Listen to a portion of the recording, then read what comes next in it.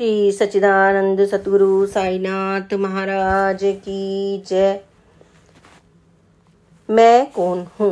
वामन राव की द्वितीय शिरडी यात्रा के दौरान साईं बाबा ने उनसे पूछा, तुम कहाँ से आए हो। वामन राव ने उत्तर दिया, मैं मुंबई से आया हूँ। वामन राव ने हैरानी से सोचा कि बाबा ने मुझसे यह प्रश्न क्यों पूछा। विचार करने पर उन्हें आभास हुआ कि बाबा ने उन्हें शाश्वत प्रश्न पूछा, जिसका गूढ़ आध्यात्मिक अर्थ था कि तुम कहाँ से आए हो और तुम कहाँ जा रहे हो। शिरडी की गलियों में घूमते हुए मैं बाबा के प्रश्न पर विचार करता रहा। बाबा चाहते थे मैं कौन हूँ जैसे ज्वलंत प्रश्न का मैं विश्लेषण और अन्वेषण करके रहस्य उद्घाटन करूं। फिर मैं स्वयं ही दोहराने लगा कि 7 धातुओं से बना यह स्थूल शरीर मैं नहीं हूँ।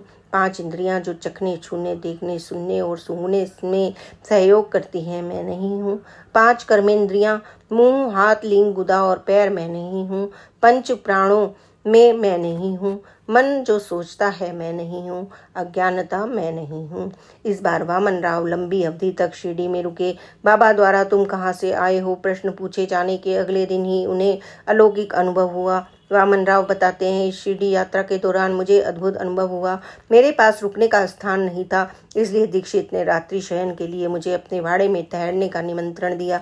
मैंने सहर्ष उनके विनम्र आतिथ्य को स्वीकार किया। उस रात्रि मैं उनके वाड़े के प्रथम तल पर सोया। मैंने अपना बिस्तर खिड़की के समीप ही लगाया और मेरा सिर साईं बाबा के चित्र के बिल्कुल नीचे था।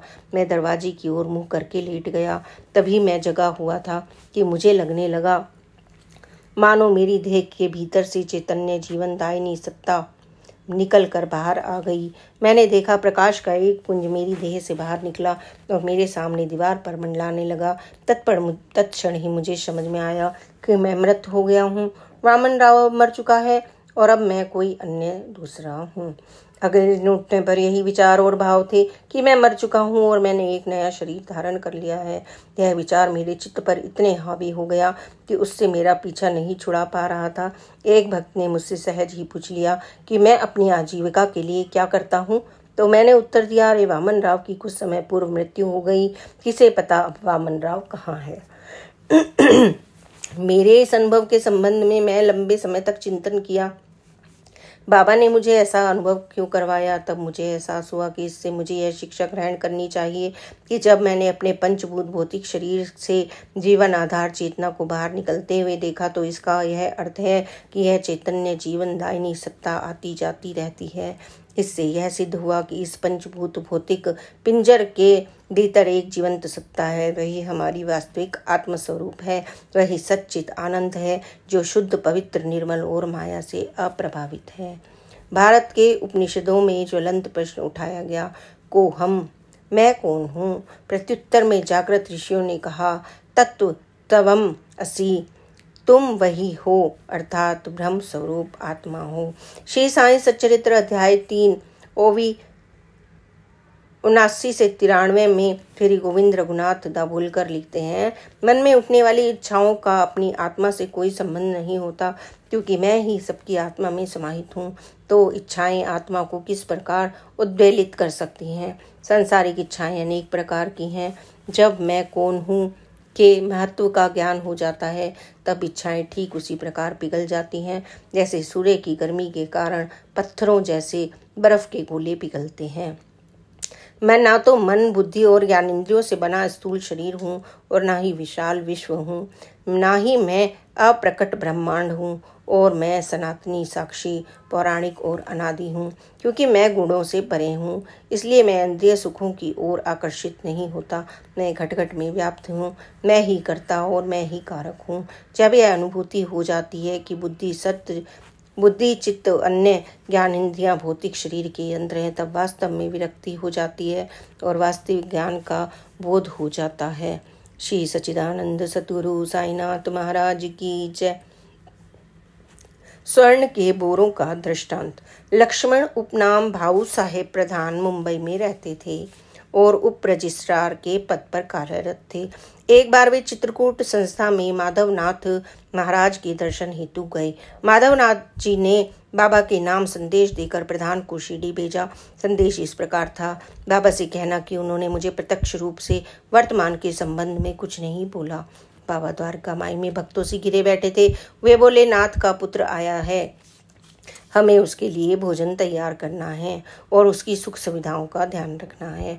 भक्त जानते थे कि बाबा पहेलियों और दृष्टांतों में बात करते थे, इसलिए वे घटनाओं को घटित होने तक प्रतीक्षा करते थे। उसी क्षण प्रधान ने द्वारिका माई में प्रवेश किया और माधवनाथ महाराज द्वारा दिए संदेश को बाबा तक पहुंचाया। बाबा ने उन्हें अपने समीप बिठाया और बोले, मेरे पास स्वर्ण से भरे कई बोरे थे, जिन्हें मैंने एक गधे की पीठ पर रखा। रास्ते में चोरों ने स्वर्ण चुरा लिया, इस कारण चोरों के पड़ोस में रहना बहुत ही कठिन है। तुम्हें यह समझाने के बाद मेरे भाई ने तुम्हें मेरे पास भेजा। आज हम नाथ का प्रसाद ग्रहण करेंगे। फिर बाबा ने प्रधान को अपने साथ बिठाकर भोजन खिलाया। जब प्रधान ने वापस जाने की आज्ञा मांगी तब बाबा बोले, मेरे भाई को कहना कि इस बुरे संसार में रहना बहुत मुश्किल हो गया है। बाबा ने मुझे यह उपदेश दिया है। प्रधान ने ध्यानपूर्वक बाबा के वचन श्रवण किए और वापस माधवनाथ महाराज की संस्था की ओर लौट आए। दृष्टांत का संभावित अर्थ इस प्रकार है, यहाँ मैं पर ब्रह्म परमात्मा है। स्वर्ण के भरे बोरे हमारे अंतः स्थापित ज्ञान का प्रतीक है। गधा हम जैसे संसारी मानव का प्रतीक है, जो अपनी पीठ पर भौतिकवादी संसार का लाभ उठाकर उसे ढोता फिरता है। जैसे जैसे हम जीवन यापन करते हैं, मार्ग में चोर स्वर्ण यानी ज्ञान को चुरा लेते हैं। यहाँ माया और अरिष्ट वर्ग चोरों का प्रतीक है। ज्ञान की चोरी हो जाने पर माया और आध्यात्मिक साधना में संतुलन बनाना कठिन हो जाता है। केवल पूर्ण सद्गुरु ही अपने बच्चों को ब्रह्म ज्ञान की दीक्षा देकर भक्ति मार्ग में उनका मार्गदर्शन करते हैं।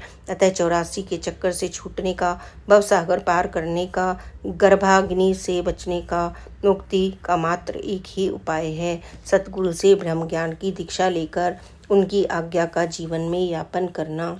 श्री सच्चिदानंद सद्गुरु साईनाथ महाराज की जय। आज श्री साई करुणा सागर बुक पूरी हुई। अब कल से हम एक नई बुक में पढ़ी गई कथाओं को आप लोगों को सुनाएंगे। आप उन्हें अवश्य ही सुनें और बाबा की कृपा और प्यार को प्राप्त करें। Please like and subscribe and share this channel. Om Sai Ram, जय साई राम, ओम साई राम।